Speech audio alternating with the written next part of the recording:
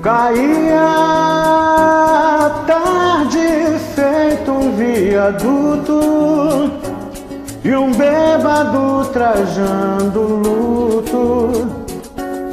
Me lembrou Carlitos, a lua,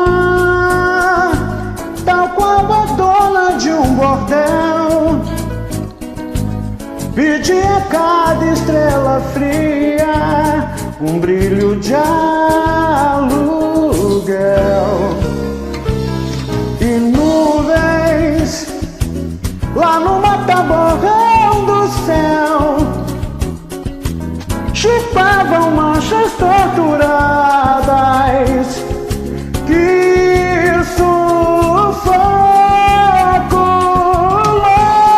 louco, um bêbado com chapéu coco fazia reverências mil pra noite do Brasil, meu Brasil, que sonha com a volta do irmão do Enfio,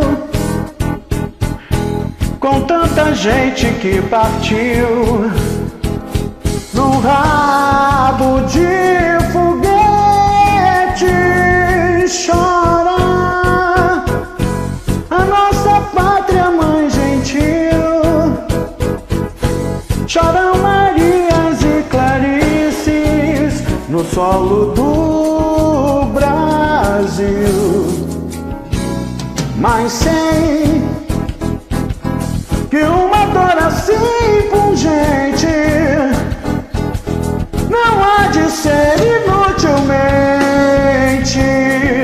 a esperança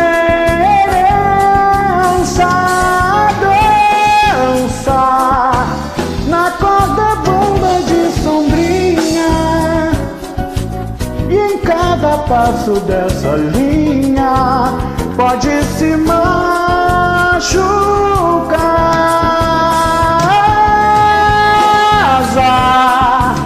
A esperança equilibrista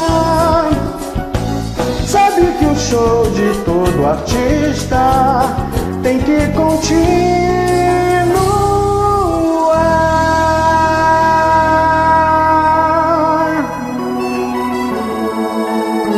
Salve Aldir Blanc.